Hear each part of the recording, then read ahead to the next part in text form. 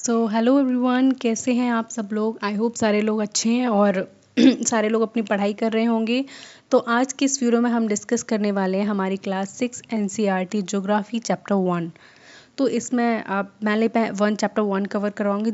इसी सीरीज़ में मैं आपको आगे के सारे चैप्टर्स कवर कराऊंगी। देन भी मेक श्योर कि आप इस वीडियो को पूरा देखें और पूरा इस चैप्टर की एक थॉरो अंडरस्टैंडिंग समझें, ठीक है। So the name of the chapter is the earth in the solar system. तो सोलर सिस्टम क्या है, अर्थ उसका एक प्लैनेट है और अर्थ किस तरीके से बहुत ब्यूटीफुल प्लैनेट है और अकेली ऐसी प्लैनेट है हमारे पूरे सोलर सिस्टम में दैट हैज़ लाइफ, ओके, जहाँ हम लोग रह रहे हैं। हम बहुत सारे और भी एनिमल्स हैं और भी प्लांट्स हैं, ट्रीज़ हैं, स्पीसीज़ हैं जिनके साथ हम इस अर्थ को शेयर कर रहे हैं। तो सबसे पहले इस वीडियो में हम इसका इंट्रोडक्शन देखेंगे। Our Earth is a part of solar system. तो देखो ये सोलर सिस्टम क्या है, पहले ये समझेंगे। मैंने यहाँ पे एक दूसरी स्लाइड डाली हुई है, मैंने उसमें सोलर सिस्टम का पिक्चर डाला है। पहले मैं आपको वो दिखाती हूँ। हाँ, तो देखो ये यूनिवर्स है। देखो ये यूनिवर्स है, पीछे जो आपको डार्क दिखाई दे रही है इसकी बैकग्राउंड आप देख रहे होगे। हमारा यूनिवर्स डार्क है, उसमें अंधेरा ही रहता है, ठीक है। तो ये यूनिवर्स है और ये जितनी भी चीज़ें हैं, ये देखो हमारा सन है। आपको थोड़ी सी अंडरस्टैंडिंग होगी कि सन क्या होता है, पता है ना सबको। Sun rises in the east, बचपन से पढ़ते आ रहे हो। तो ये सन है और बाकी की ये हमारे क्या हैं, प्लैनेट्स हैं। Mercury, Venus, earth, Mars, Jupiter, Saturn, Uranus and Neptune. Pluto पहले हम प्लैनेट में कंसीडर करते थे, लेकिन अब हम इसको प्लैनेट नहीं मानते क्योंकि इसके कुछ एक्सेप्शंस हैं, वो भी मैं आपको बताऊंगी कि हम प्लूटो को अब प्लैनेट कंसीडर क्यों नहीं करते हैं। तो यहाँ पे हम सोलर सिस्टम में देखेंगे कुल हमारे पास कितने प्लैनेट्स हैं। तो 1 2 3 4 5 6 7 8। तो अगर आपसे कोई पूछे हमारे सोलर सिस्टम में कितने प्लैनेट्स हैं तो आपको कितने बताने, 8 प्लैनेट्स हैं, ठीक है। और यहाँ पर ये क्या है, ये सन है। आप यहाँ पे देख के अंदाज़ा लगा सकते हो सन का साइज़ कितना बड़ा है और उसकी कंपैरिजन में ये प्लैनेट्स कितने छोटे छोटे हैं। तो सन हमसे कितना दूर होगा, कितने डिस्टेंस पर होगा जो हमें इतना छोटा सा दिखाई देता है आसमान में। जब आप सुबह सुबह उठते हो, स्कूल के लिए तैयार होते हो, कहीं जाते हो, देन आप आसमान में देखते हो तो सूरज निकल आता है, ठीक है। आपको छोटा सा लगता है, मे बी आपको आपकी बॉल के जैसा दिखता होगा, छोटे से साइज़ का। लेकिन अगर आप एक्चुअल पोजीशन देखेंगे, एक्चुअल इसकी इमेज देखेंगे तो ये इतना बड़ा है हमारे अर्थ से। ये हमारा अर्थ है और इसकी कंपैरिजन में ये सन है। तो आप इसका थोड़ा सा मेज़र करके देखो ये कितना बड़ा है और ये हमारी अर्थ इसके सामने कितनी छोटी सी है। तो देखो इस पूरे स्ट्रक्चर को, इस पूरे सर्कल को, जहाँ पे हम बोल सकते हैं सन है और हमारी 8 प्लैनेट्स हैं, इसको पूरा सोलर सिस्टम बोलते हैं। क्या बोलते हैं, सोलर सिस्टम बोलते हैं। और इसको हिंदी में सौर मंडल बोलते हैं, जिसमें हमारे सारे प्लैनेट्स हैं। और ये सारे प्लैनेट्स क्या करते हैं, इस सन के आसपास चक्कर लगाते हैं, इसके आसपास गोल गोल घूमते हैं, ठीक है। तभी तो जो सीज़न चेंज होते हैं वो इसी रोटेशन की वजह से चेंज होते हैं। वो चीज़ें आपको मैं आगे बताऊंगी, ठीक है। तो सबसे पहले हम इस वीडियो में इसका इंट्रोडक्शन देखेंगे। Our Earth is a part of solar system. तो जो हमारी अर्थ है वो भी किसका पार्ट है, सोलर सिस्टम का पार्ट है। हमने अभी देखा था, हमने जब सारे अर्थ को 1 बाय 1 काउंट किया था, उनकी पोजीशन देखी थी, तो उसमें भी आ रहा था ना अर्थ, मरकरी, विनस, अर्थ। तीसरी पोजीशन पे हमारा कौन आ रहा था, अर्थ आ रहा था। तो अर्थ क्या है, हमारे सोलर सिस्टम का एक बहुत ही इंपॉर्टेंट एक पार्ट है। And solar system has 1 sun and 8 planets. तो जो सोलर सिस्टम है उसमें क्या है, एक सन है, सूरज है, ठीक है, हमने अभी भी देखा। 8 प्लैनेट्स हैं, ठीक है। सैटेलाइट्स हैं, एस्टेरॉइड्स हैं, मेटेरॉइड्स हैं। अब ये सैटेलाइट्स क्या होते हैं, एस्टेरॉइड्स क्या होते हैं, मेटेरॉइड्स क्या होते हैं, इसके बारे में आपको धीरे धीरे सारी डिटेल्स दूंगी, सारी चीज़ें बताऊंगी। And how they form the solar system in the Galaxy. हमारी गैलेक्सी का नाम क्या है, चलो अगर किसी को पता है तो आप कमेंट सेक्शन में मुझे बताओ कि हमारी गैलेक्सी एक्चुअल में नाम क्या है, ठीक है। And the all heavenly bodies are called celestial bodies. और इन्हीं सारी बॉडीज़ को, जितने भी बॉडीज़ के बारे में अभी मैंने देखा, इनको सेलेस्टियल बॉडीज़ कहते हैं, ठीक है। ये टर्म आपको याद रहना चाहिए। ये हमारा अर्थ, मून, एस्टेरॉइड्स, मेटेरॉइड्स, सैटेलाइट्स, ये सब हमारी क्या कहलाती हैं, सेलेस्टियल बॉडीज़ कहलाती हैं, ठीक है। And celestial bodies like sun, moon, star, planets and other object, जितने भी ऑब्जेक्ट्स हैं, जितने भी आप यूनिवर्स में ऑब्जेक्ट्स देख रहे हो, चाहे वो सन हो गया, मून हो गया, स्टार्स हो गए जो रात में चमकते हैं चमचम, ठीक है, प्लैनेट्स हो गए हमारे, और भी जितने भी ऑब्जेक्ट्स हैं इन बिटवीन, वो सब क्या कहलाते हैं, सेलेस्टियल बॉडीज कहलाते हैं, ठीक है। They shine because they have heat and light, और ये शाइन करते हैं क्यों, क्योंकि इनके पास क्या है, इनके पास हीट है और लाइट है। समझ में आया? ये आपने देखा था यूनिवर्स में किस तरीके से, देखो ये दिख रहे हैं आपको प्लैनेट्स, ये किस तरीके से चमकते हुए दिखाई दे रहे हैं। पीछे जो हमारा यूनिवर्स है, जो हमारी गैलेक्सी है, वो एकदम डार्क है, ठीक है, डार्क कलर की है, काले कलर की है, लेकिन उस डार्क में ये सारे प्लैनेट्स हमें दिखाई दे रहे हैं, कितने प्यारे लग रहे हैं, ठीक है, चमकते हुए प्लैनेट्स दिखाई दे रहे हैं।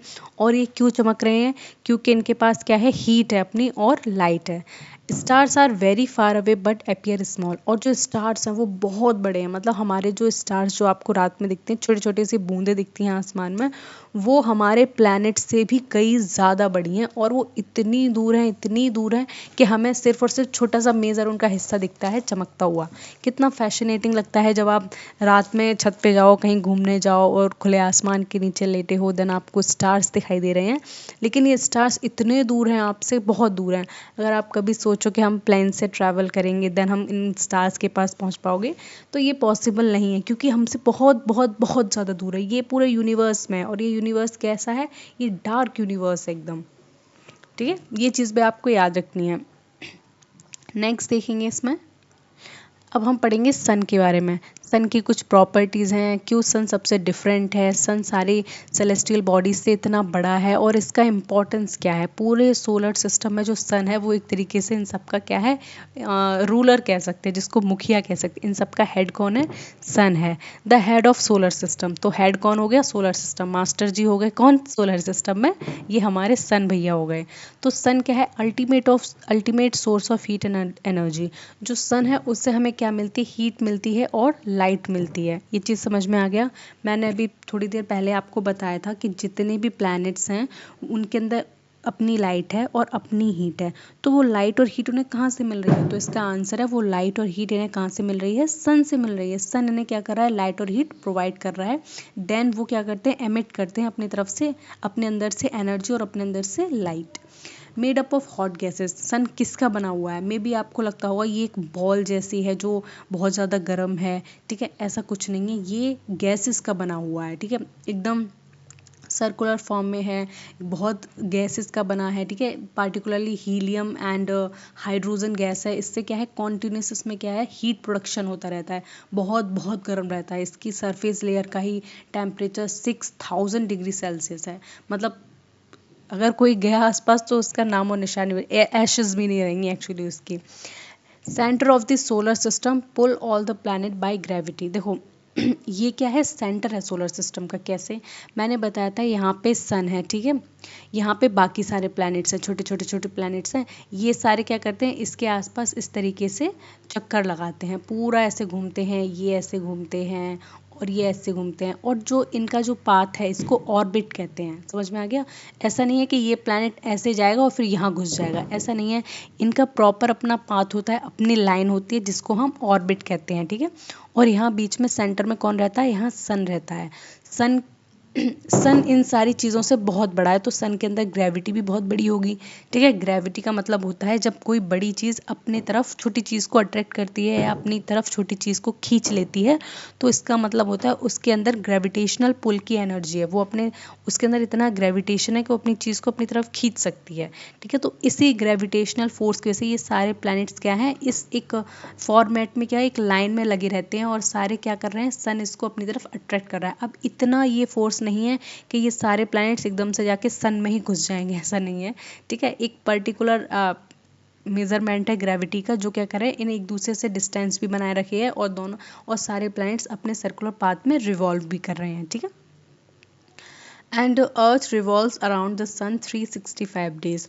और जो अर्थ है, जो हमारी तीसरा सबसे बड़ा प्लैनेट है, ठीक है, यहाँ पर ये क्या करती है, ये रिवॉल्व करती है 365 डेज में, ठीक है। इसीलिए क्या होता है, जब पूरे एक साल हो जाती है, जब हम न्यू ईयर मनाते हैं, हैप्पी न्यू ईयर बोलते हैं, वो कब होता है, जब हमारी अर्थ सन का पूरा एक चक्कर काट लेती है, जब पूरा उसको गोल गोल राउंड जहाँ से शुरू करती है वहाँ पे फिनिश कर देती है, देन हमारे कितने डेज में कंप्लीट करती है, 365 डेज। ठीक है, ये चीज़ आपको याद रहेगी। इस पूरे वीडियो में मैंने बहुत ही इंपॉर्टेंट की पॉइंट्स डाले हैं। बुक में तो आपकी बहुत सारी चीज़ें लिखी हुई हैं, लेकिन वो अननेसेसरी हैं, वो थ्योरी पोर्शन है, उसका कोई रिलेवेंस नहीं है। जो हेडिंग है, मेजर पोर्शन है, मैंने वो आपको कवर कराया है और वही अल्टीमेटली इम्पॉर्टेंट है। ठीक है, तो आप इसके शॉर्ट नोट्स बना सकते हैं अपनी नोटबुक में सारी चीज़ों को जानने के लिए, क्योंकि इन्हीं में से आपके एग्जाम में क्वेश्चंस आएगा कि सन किसका बना हुआ है, अर्थ सन का जो रिवॉल्यूशन है कितने डेज में करता है। ठीक है, तो ये सारी चीज़ें बहुत इंपॉर्टेंट है, तो आप प्लीज़ मेक श्योर कि इनके नोट्स बना लें आराम से और उसको रिवाइज करें, पढ़ें, वो याद हो जाएंगे आपको। ठीक है, एंड ऑफ कोर्स लाओ नेक्स्ट चलते हैं। Waste my pen. तो नेक्स्ट हम देखेंगे इसमें planets of the solar system. तो हम सारे प्लैनेट्स के बारे में पढ़ेंगे, कौन कौन से प्लैनेट्स हैं सोलर सिस्टम के बारे में, उनकी क्या क्या इंपॉर्टेंस है और कौन सा प्लैनेट दिखता कैसे है। ठीक है, ये चीज़ हम अभी देखेंगे इस पूरे स्लाइड में। ठीक है, यहाँ तक तो आपको सारी चीज़ें समझ में आ गई हैं, ऐसा कोई चीज़ तो नहीं है जो आपको समझ में ना आए। तो आगे हम देखेंगे हमारे ये सारे प्लैनेट्स क्या हैं, उनके नाम क्या हैं और उनको आप कैसे याद रख सकते हैं। इन सारे प्लैनेट्स को ना आपको ऑर्डर में याद रखना होगा, ऐसा नहीं है कोई भी प्लैनेट आपने ऊपर कर दिया नीचे कर दिया। अब यहाँ पर सन है, सन के बाद कौन सा आता है, उसके बाद कौन सा आता है, उसके बाद इस तरीके से आपको पूरे सीक्वेंस में याद करने पड़ेंगे। ऐसा नहीं है आप इस वाले प्लैनेट को पहले लगा दो और इसको बाद में कर दो। ठीक है, तो ये सारी चीज़ें आपको याद रखनी है। इसमें एक शॉर्ट ट्रिक भी है जिससे आपको क्या रहेगा, सारी चीज़ें याद रहेंगी। तो सबसे पहले हम देखेंगे हमारे 8 प्लैनेट्स क्या हैं और उनका ऑर्डर देखेंगे। तो mercury, Venus, Earth, Mars, Jupiter, Saturn, Uranus and Neptune. ठीक है, एक बार फिर देख लेते हैं। Mercury, Venus, Earth, Mars, Jupiter, Saturn, Uranus and Neptune. तो ये 8 प्लैनेट्स हमारे सोलर सिस्टम के हैं और इसमें इसी तरीके से क्या है, इनका सीक्वेंस है, पहले मरकरी आएगा और लास्ट में हमारा नेपच्यून आएगा। ठीक है, तो आपको इसी ऑर्डर में ये सारे नाम याद होने चाहिए, कोई भी ऑर्डर मिस नहीं होना चाहिए, कोई प्लैनेट आपको ऊपर नीचे नहीं कर देना है, क्योंकि यहाँ पे हर एक प्लैनेट की अपनी अपनी कुछ इंपॉर्टेंस है, हर प्लैनेट में अपने अपने कुछ स्पेशलिटीज़ हैं जो मैं आपको बताऊंगी। ठीक है, अगर आप ऊपर नीचे कर दोगे सारे प्लैनेट्स को, इधर वाला प्लैनेट उधर कर दोगे तो चीज़ें आप खुद ही भूल जाओगे कौन सी चीज़ पहले आएगी। कुछ प्लैनेट्स के बीच में एस्टेरॉइड्स हैं तो आप यही भूल जाओगे कि कौन से प्लैनेट के बीच में एस्टेरॉइड है। अगर उनका सीक्वेंस गड़बड़ कर दोगे तो सीक्वेंस में याद रहना बहुत इंपॉर्टेंट बात है। आप खेल खेल में अपने फ्रेंड से बोलो कि चल तू मुझे सुनाओ मैं तुझे सुनाऊँ, मरकरी, विनस, अर्थ। अगर आप ऐसे खेल खेल में याद करोगे ना तो आपको 2 दिन के अंदर ये सारे प्लैनेट्स क्या है याद हो जाएंगे। सबसे बेस्ट तरीका होता है याद करने का, आप उसको समझें, पढ़ें और उसको अप्लाई करें। अप्लाई कैसे कर सकते हैं, बोल के कर सकते हैं। आप अपने फ्रेंड से बोलो कि मुझे प्लैनेट्स के नेम बताओ, आप उनसे बोलो अब मैं तुम्हें प्लैनेट्स के नेम बताऊंगा। ठीक है, तो ये बहुत अच्छी ट्रिक है जो आपको ज़रूर अप्लाई करनी चाहिए मेरे ख्याल से। तो देखो इसकी दूसरी ट्रिक याद है करने की। My very efficient mother just serve us noodles. तो ये एक ट्रिक है, एक पूरा सेंटेंस यह है। इस पूरे सेंटेंस को अगर आप याद कर लोगे तो आपको पता लगा रहेगा कि कौन सा प्लैनेट किस सीक्वेंस में आता है। माई से क्या हो गया, Mercury, very, Venus, efficient, efficient कौन हो गया, ऑफ कोर्स हमारा Earth, mother, Mars, just, Jupiter, serve, Saturn, us, Uranus and noodles is an Neptune.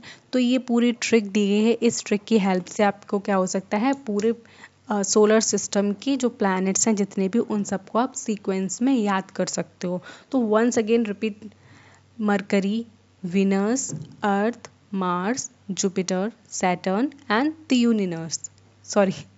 Uranus. Just a second.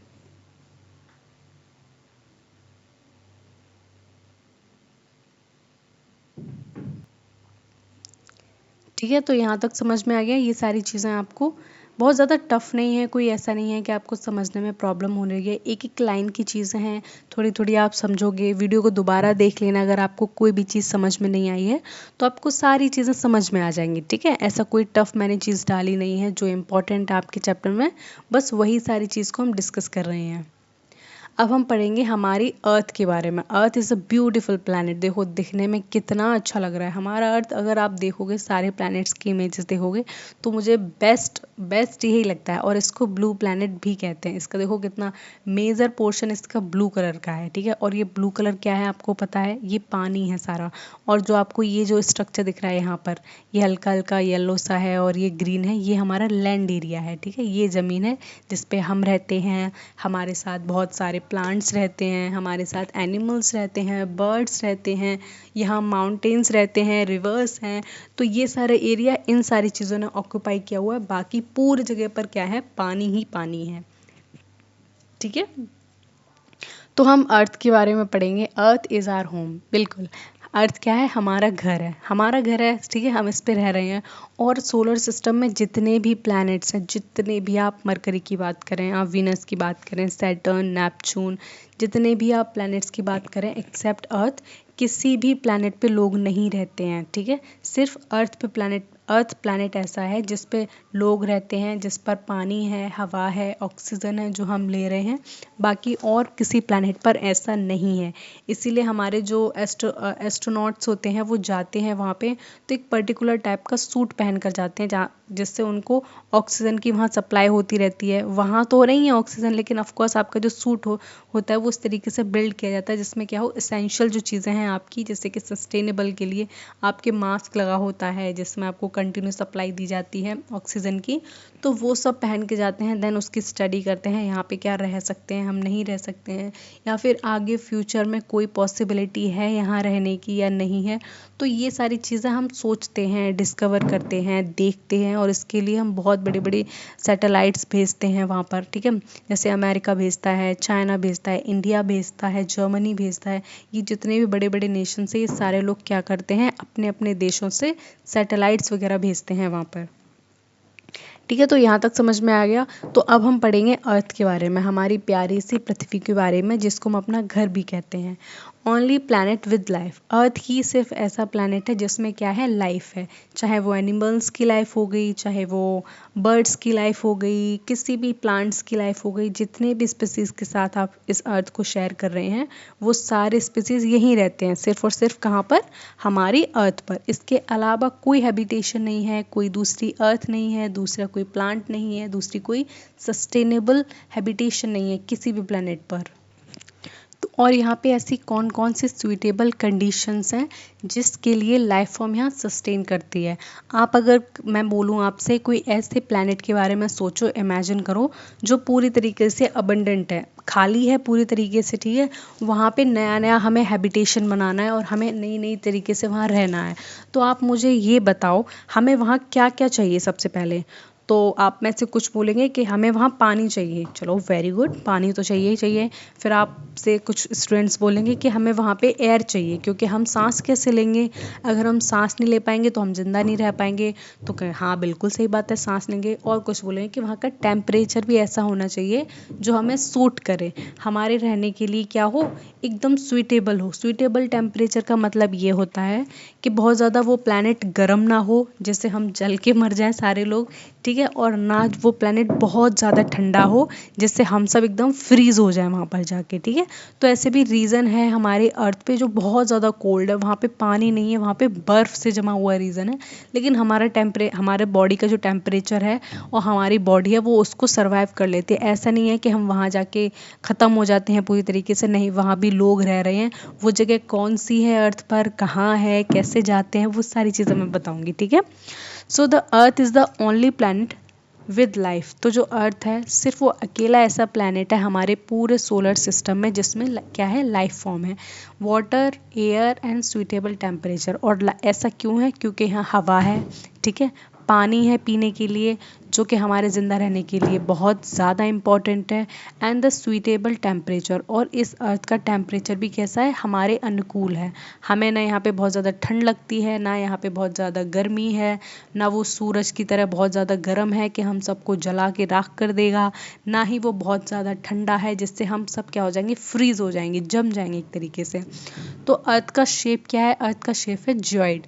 Geoid का मतलब क्या होता है, मतलब आपने मैथ्स में पढ़ा होगा कि सर्कल होता है, रेक्टेंगल होता है, स्क्वायर होता है, जियोइड क्या होता है। तो देखो जियोइड का मतलब slightly flatten at the poles. देखो पोल्स क्या हैं अर्थ के, अगर हम अर्थ को स्टडी करना चाहते हैं तो हम अर्थ की पिक्चर को कुछ इस तरीके से डिवाइड कर देंगे कि हाँ बिल्कुल कर देंगे। तो हम इस अर्थ को यहाँ पे बोल देंगे ये कैसा पोर्शन, ये ईस्ट ईस्ट है, और ये यहाँ पर क्या है, ये वेस्टर्न पोर्शन है, इस तरीके से बोल देंगे। और ये क्या है, ये हमारा नॉर्थ पोल है, और ये हमारा कैसा है, ये हमारा साउथ पोल है।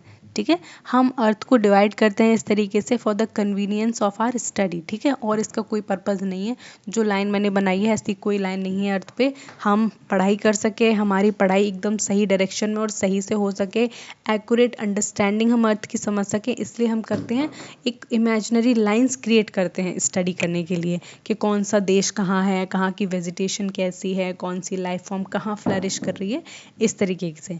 तो जो अर्थ का शेप है वो जियोइड है। जियोइड का मतलब है जो हमारे जो पोल्स हैं यहाँ पे, चाहे वो नॉर्थ पोल हो गया या साउथ पोल हो गया, ये स्लाइटली क्या है, फ्लैटन है। मतलब फ्लैटन का मतलब जानते हो, देखो जो हमारा सर्कल होता है वो कंप्लीट सर्कल इस तरीके का होता है, ठीक है ऐसा। लेकिन जो हमारी अर्थ है वो कंप्लीट सर्कल नहीं है, ठीक है, उसका शेप कैसा है, उसका जियोइड जैसा शेप है। अब जियोइड क्या होता है, इस तरीके से अर्थ है हमारी, मतलब ऊपर यहाँ से नॉर्थ पोल से, और यहाँ से देखो कंप्लीट सर्कल बन गया ये, चलो कोई ना, यहाँ पे बना देती हूँ मैं। तो इस तरीके से है, जो नॉर्थ पोल और साउथ पोल है, यहाँ से थोड़ा बल्ज है। बल्ज का मतलब होता है जब आप किसी चीज़ को ऊपर से नीचे थोड़ा सा प्रेस कर देते हो, ठीक है, तो वो क्या हो जाती है, अंडा का शेप देखा है आपने, अंडे का, ठीक है, वो कैसा होता है, थोड़ा सा बल्ज तरीके का होता है ना, उसको एक तरफ थोड़ा निकला हुआ होता है पार्ट, और ऊपर और नीचे थोड़ा सा अंदर को होता है, देन उसी के सिमिलर थोड़ा थोड़ा शेप है हमारी अर्थ का, जिसको हम जियोइड कहते हैं। ये क्वेश्चन बहुत इंपॉर्टेंट है कि अर्थ का शेप कैसा है, तो आपको याद रखना है, जियोइड शेप का हमारा अर्थ है। अब अर्थ की हम कुछ खूबियों के बारे में जानेंगे। जब अर्थ इतना अच्छा प्लैनेट है तो अपनी खूबियों के बारे में भी हमें कुछ बताओ। तो बिल्कुल, तो इसमें 71% वाटर है हमारी पूरी अर्थ पे, सोचो 71% वाटर है, और 29% लैंड है। पूरे जितना भी एरिया में आप जितने लोग देखते हो, जितने जानवर देखते हो, जितने पेड़ पौधे देख रहे हो, चिड़िया देख रहे हो, वो 29% लैंड पर रहती है। जबकि कितना बड़ा portion, 71% part of the earth is covered with water. इतना बड़े पोर्शन पर क्या है, सिर्फ पानी ही पानी है, हर जगह पानी, फिर भी कहीं पानी की बहुत ज़्यादा कमी है, ठीक है। पानी हर जगह है लेकिन सारा साल्टी है, हम उसको पी नहीं सकते, खारा है, नमक निकलता है उस पानी से। जो पीने लायक पानी है, जो अंडरग्राउंड वाटर है, वो बहुत ही कम है, इसलिए उसको अच्छे से यूज़ किया करो, वाटर वेस्ट मत किया करो, ठीक है, क्योंकि दुनिया में कई सारे हिस्से के ऐसे लोग हैं जिनको पानी पीने के लिए भी नसीब नहीं होता है। And this planet is also called blue planet, और इस प्लैनेट को हम ब्लू प्लैनेट भी कहते हैं। अब हम इसे ब्लू प्लैनेट इसलिए कहते हैं क्योंकि 71% ऑफ वाटर होने की वजह से जो पूरा प्लैनेट है वो दिखने में ब्लू कलर का लगता है। देखो यहाँ पे पिक्चर में आपको ब्लू कलर का दिख रहा है ना प्लैनेट, पूरा प्लैनेट लग रहा है कि ब्लू कलर का है, ठीक है। इसलिए जो हमारे प्यारे प्यारे साइंटिस्ट हैं उन्होंने इसका नाम क्या रख दिया है, ब्लू प्लैनेट रख दिया है। इसको हम क्या कहते हैं, ब्लू प्लैनेट कहते हैं, हिंदी में नीला ग्रह, ठीक है, ये चीज़ याद रखना। अब हम पढ़ेंगे थोड़ा मून के बारे में। हमने अर्थ के बारे में पढ़ लिया अच्छे से, तो थोड़ा मून के बारे में भी पढ़ लेते कि मून के अंदर क्या क्या खासियत बात है, मून किस तरीके से, क्योंकि मून बहुत फैसिनेटिंग लगता है, रात में सब देखते हैं मून को, तो सारे लोग देखते हैं। सूरज को देखते हैं तो आँखों को बंद कर लेते हैं क्योंकि हम उसको देख नहीं पाते, हमारी आँखों में लाइट लगती है बहुत ही शार्प, तो उसको नहीं देखते, बट मून को सब देखते हैं, बहुत प्यार करते हैं, फैसिनेटिंग लगता है। फिर मून के बारे में देखें कि मून की क्या क्या स्पेशल और इम्पॉर्टेंट चीज़ें हैं, वो सारी चीज़ को हम डिस्कस करेंगे। Moon is the satellite of earth. अब देखो सैटेलाइट का मतलब क्या होता है, अब वो हम समझेंगे सबसे ज़्यादा। सैटेलाइट का सिंपल सा मतलब ये होता है कि अगर ये एक प्लैनेट है, ठीक है, और अगर कोई दूसरा प्लैनेट, ठीक है, उसके आसपास अगर घूमता हुआ चक्कर दिख गया तो उसको हम सैटेलाइट कंसिडर करते हैं, ठीक ठीक है। मून की बात मैं उसकी बात नहीं कर रही हूँ, पर्टिकुलर एक प्लैनेट की ही। ये जो ऑब्जेक्ट है, इस ऑब्जेक्ट को हम क्या बोल देंगे, इसको सैटेलाइट बोलेंगे, चाहे वो मून हो गया, ठीक है, और चाहे वो कोई और चीज़ हो, कोई सेलेस्टियल बॉडी हो गई दूसरी, उन सबको हम क्या बोलते हैं, मून बोलते हैं, ठीक है। तो अर्थ के पास उसका खुद का मून है, जिसका क्या है, सैटेलाइट को सबसे पहले समझेंगे। Body that moves around the planet, ऐसी बॉडी, ऐसी ऑब्जेक्ट जो क्या करती है, जो एक प्लैनेट के आसपास चक्कर लगाती है, घूमती है, ठीक है। अर्थ किसके चक्कर लगाता है, ऑब्वियस सी बात है, सन के चक्कर लगाता है, ठीक है। लेकिन अर्थ का भी कोई चक्कर लगाता है, जो कौन है, मून है, ठीक है। तो उसको हम क्या कहते हैं, सैटेलाइट कहते हैं। तो moon is the satellite of earth and moon is earth only natural satellite. और जो मून है, ठीक है, वो अर्थ की सिर्फ एक ऐसी है सैटेलाइट जो क्या है, नेचुरल है, मतलब जो नेचर ने क्रिएट की है, हमने क्रिएट नहीं की है। बाकी बहुत सारी आर्टिफिशियल सैटेलाइट्स होती हैं जो हम ह्यूमंस क्या करते हैं, अपनी लैब में बनाते हैं, अपने प्रोजेक्ट्स बड़े बड़े जाते हैं, वो हम यूनिवर्स में भेजते हैं। फिर ये जितने भी सैटेलाइट्स होते हैं वो क्या करते हैं, अर्थ के आसपास चक्कर लगाते हैं, वहाँ से फ़ोटोज़ खींचते हैं अर्थ के, ठीक है। और वहाँ पे कोई एस्ट्रॉयड वगैरह आ रहा है तो उसकी जानकारी नीचे अर्थ वालों को देते हैं, उसमें सिग्नल का काम लगा होता है, ठीक है।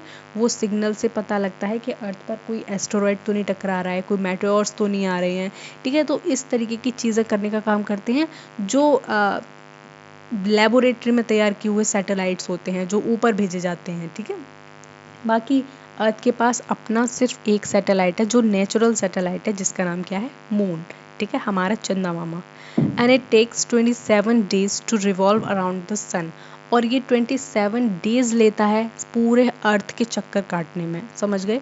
अर्थ कितने डेज लेती है सन के चक्कर काटने में, 365 डेज।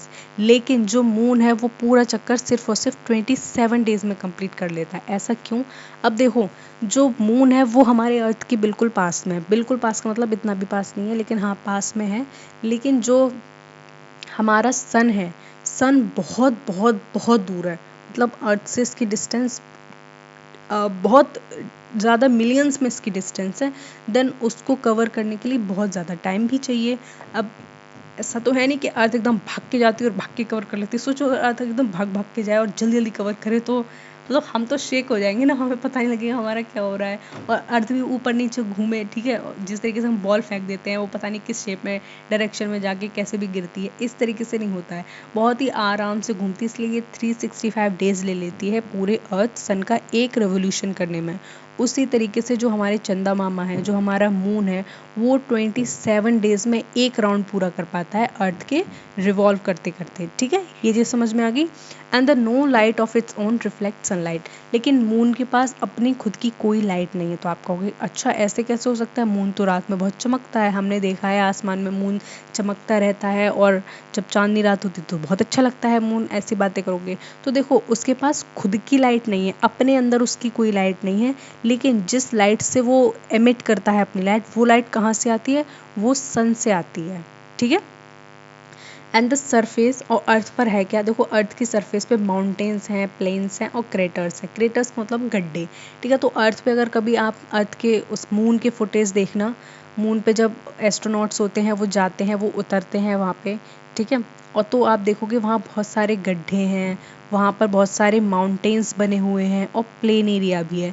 वहाँ पे रहने जैसी कोई चीज़ नहीं है क्योंकि वहाँ पे एयर नहीं है, ठीक है। और वहाँ पे ऐसा कुछ नहीं है, लेकिन हम अपने बहुत ज़्यादा वो जितने भी प्रोजेक्ट्स होते हैं डिफरेंट डिफरेंट कंट्रीज़ के, वो सबसे ज़्यादा कहाँ भेजते हैं, मून पर ही भेजते हैं। आराम से जाते हैं लोग, मस्ती करते हैं, मस्ती नहीं करते हैं, पिकनिक बनाने नहीं जाते हैं, मतलब हाँ हमने इतनी प्रोग्रेस कर ली है साइंस ने कि हम मून पर आते जाते रहते हैं आराम से, और कोई दिक्कत वाली बात नहीं है। जल्दी जल्दी आप भी बड़े हो जाओ, साइंटिस्ट बनना, आपको भी एक चांस मिल जाएगा यहाँ पे घूमने का या फिर यहाँ इसकी स्टडी करने का डिटेल में। हमने देखो अर्थ के बारे में पढ़ लिया। अर्थ हमारा होमलैंड है, हमारा ब्यूटीफुल सा प्लैनेट है। 71% कवर है वाटर से और 29% कवर है लैंड से, और उसको ब्लू प्लैनेट कहते हैं। जो हमारा मून है वो क्या है, एक सैटेलाइट है, नेचुरल सैटेलाइट ऑफ अर्थ कहते हैं जिसको, लेकिन उसके पास खुद की एनर्जी, खुद की हीट, खुद की लाइट नहीं है। और जो लाइट वो एमिट करता है रात में, वो लाइट उसे कहाँ से मिलती है, सन से मिलती है, ठीक है। ये चीज़ आपको समझ में आ गई।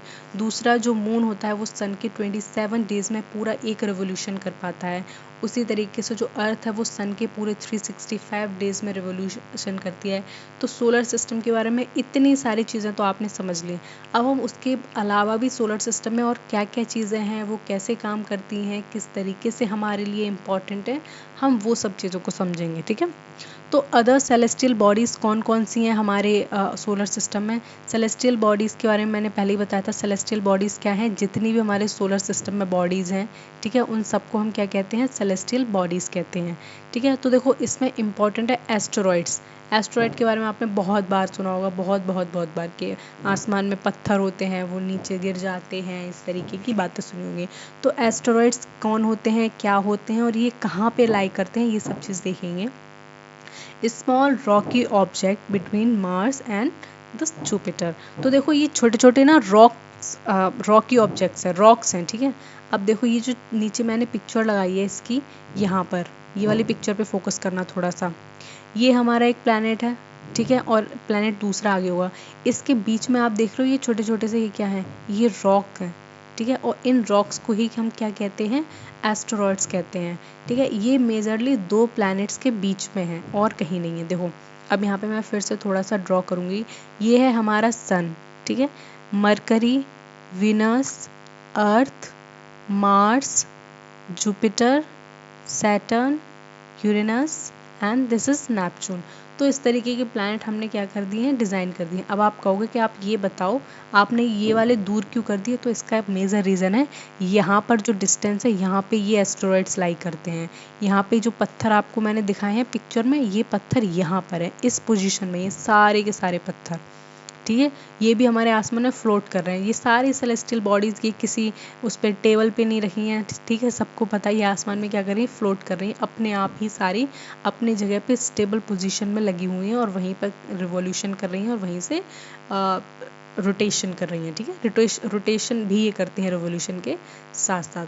तो इस पूरे एरिया में जो रॉक्स हैं, जो पत्थर हैं, पत्थर के जितने भी टुकड़े हैं बड़े बड़े, इन सबको एस्टेरॉइड्स कहते हैं। अगर आपसे कोई पूछता है कि एस्टेरॉइड्स किन 2 प्लैनेट्स के बीच में पाए जाते हैं, तो यहाँ पर ये क्या हो गया, ये मार्स हो गया, और यहाँ पर ये क्या हो गया, जुपिटर हो गया। तो यहाँ पे ये चीज़ समझ में आ गई, आई होप आ गई होगी, और ये समझ भी जाना चाहिए आपको कि ये एस्टेरॉइड्स क्या होते हैं और कहाँ मिलते हैं, कहाँ पाए जाते हैं, कौन से 2 प्लैनेट्स के बीच में होते हैं। फिर नेक्स्ट हम मेटेरॉइड्स के बारे में समझेंगे कि मेटेरॉइड्स क्या होते हैं। Pieces of rock moving in space. जो पीसेस हैं जो रॉक्स के, वो स्पेस में मूव कर रहे हैं अपने आप ही। देखो यहाँ पे ये दिखा गया है, ठीक है, अपने आप ही ये सारे पीसेस क्या कर रहे हैं, मूव कर रहे हैं, किसी प्लैनेट के बीच में नहीं है, कहीं कुछ नहीं है, उनको मेटेरॉइड्स कहते हैं। समझ में आ गया मेटेरॉइड्स क्या होते हैं। जो एस्टेरॉइड्स होते हैं वो मार्स एंड जुपिटर के बीच में है, लेकिन जो मेटेरॉइड्स हैं वो कहीं भी हो सकते हैं। देखो मेटेरॉइड यहाँ भी हो सकता है, एक मेटेरॉइड हो सकता है यहाँ हो, एक मेटेरॉइड हो सकता है यहाँ हो सकता है यहाँ हो, और हो सकता है वो यहाँ हो आसपास। ठीक है, हमारे पास कुछ इसका एविडेंस नहीं, ये कहीं भी हो सकते हैं।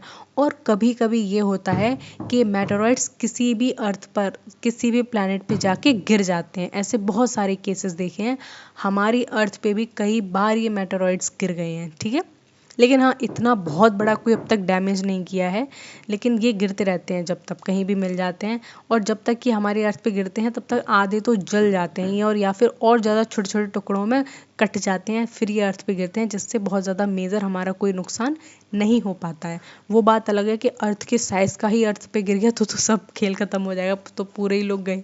ठीक है, and if they enter earth burn due to friction shooting stars. अगर ये अर्थ पर एंटर कर जाते हैं तो ये इतनी तेज़ी से अर्थ पे गिरते हैं, इतनी तेज़ से स्पीड से गिरते हैं कि हीट की वजह से ये क्या हो जाता है, ये टुकड़ों में डिवाइड हो जाते हैं। इतना बड़ा टुकड़ा है, उसको बहुत स्पीड से नीचे डालोगे तो हीट लगेगी। ठीक है, आप कोई चीज़ नीचे स्पीड से फेंकते हो, डालते हो, तो उसमें हीट वर्क करती है, तो उसमें एक फ्रिक्शन की क्या होता है, फ्रिक्शन क्रिएट हो जाता है, जिसकी वजह से क्या होता है, इस टुकड़े में क्रैक आ जाते हैं। ठीक है, और इसका कुछ पोर्शन जो फ्रेजाइल पोर्शन होता है, एकदम से मान लो आप, जो नाजुक सा पोर्शन है वो एकदम जल जाता है, और ये इस तरीके से टूट जाता है छोटे छोटे पीसेस में कि अर्थ पे जाके अलग अलग जगह पे गिर जाता है। ठीक है, और अलग अलग जगह पे गिर के ये इतने छोटे छोटे पीस जब मिलते हैं तो इनका कोई मतलब नहीं रह जाता है कि किसी घर को गिरा दें या फिर बाढ़ ला दें, ऐसा कुछ अभी देखने को नहीं मिला है। ठीक है, अब यहाँ पे हम कॉमेट्स देखेंगे। कॉमेट्स क्या होते हैं, made of ice and dust develop tails near the sun. ये जो कॉमेट्स होते हैं ये आइस के और डस्ट के बने होते हैं, कूड़े वूड़े के बने होते हैं, होते हैं and develop tails near the sun. और ये कहाँ रहते हैं, ये सन के आसपास रहते हैं, ठीक है। इस तरीके का कुछ स्ट्रक्चर होता है इनका, इस तरीके का, ठीक है। इनकी ये पूंछ जैसी निकली होती है ये बैक में, ठीक है। और ये एकदम चमकती हुई सी चीज़ होती है, जिस तरीके से यहाँ पे ये मान लो, इसको मान लो, ठीक है। यहाँ पे ये है जगह, इसको हम जूम करें तो इसकी कुछ ऐसी पूंछ सी निकली हुई होगी और ये सन के आसपास रहते हैं, इसको कॉमेट्स कहते हैं, ठीक है। कॉमेंट नहीं, कॉमेट्स कहते हैं, ठीक है।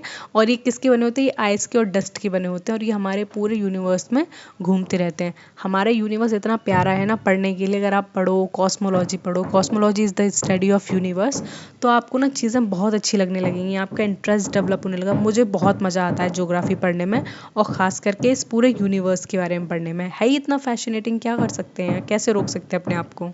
सो वेल एंड गुड, आपको यहाँ तक सारी चीज़ें अच्छे से समझ में आ गई होगी कि एस्टेरॉइड्स क्या होते हैं, मेटेरॉइड्स क्या होते हैं एंड कॉमेट्स क्या होते हैं, ठीक है। तो यहाँ तक तो किसी को कोई प्रॉब्लम नहीं है, होनी भी नहीं चाहिए। तो सोलर सिस्टम को एट अ ग्लैंस देखते हैं, एक बार फिर से देखते हैं। सन, स्टार एट द सेंटर्स। तो जो सन है वो भी खुद का एक स्टार है, सबको स्टार कहते हैं, ठीक है। प्लैनेट्स अलग हैं, स्टार्स अलग हैं, बट सन भी क्या है, एक स्टार है। सन को प्लैनेट कंसिडर नहीं करेंगे, सन इज़ अ स्टार, ठीक है। वो अब आता है कि वो हाँ गुस्सेल स्टार है, रेड कलर का दिखता है। तो ये क्या है, ये सोलर सिस्टम के सेंटर में है, बीच में है, बाकी सारे प्लैनेट्स इधर उधर हैं जो कि इसके आसपास क्या करते हैं, रिवॉल्व करते हैं, इसका चक्कर लगाते हैं। And the planets revolve around the sun in elliptical orbit.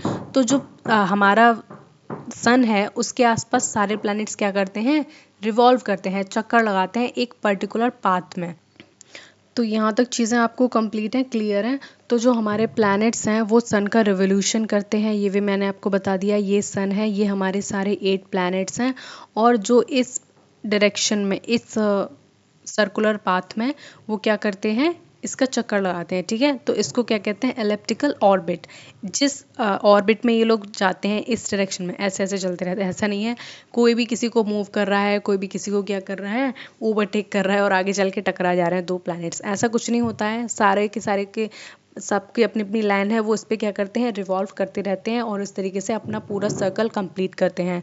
इसमें से कोई, जैसे कि जुपिटर है, वो कुछ 600 डेज़ में कंप्लीट कर पाता है, हमारी अर्थ 365 डेज़ में कंप्लीट कर पाती है।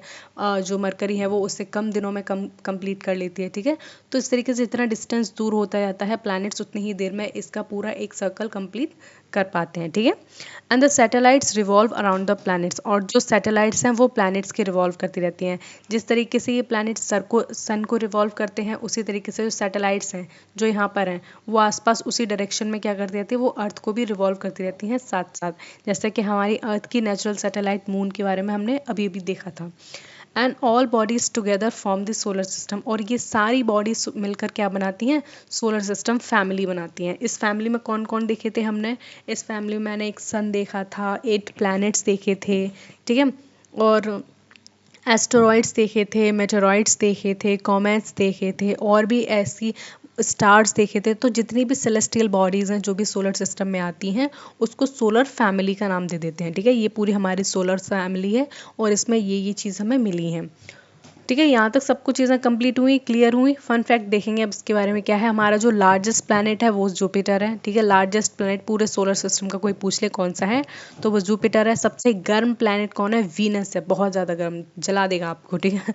तो वीनस सबसे गर्म प्लैनेट है। सबसे ठंडा प्लैनेट कौन है, नेपच्यून है, ये आपको कोल्ड कर देगा, फ्रीज कर देगा, जमा देगा वहीं के वहीं।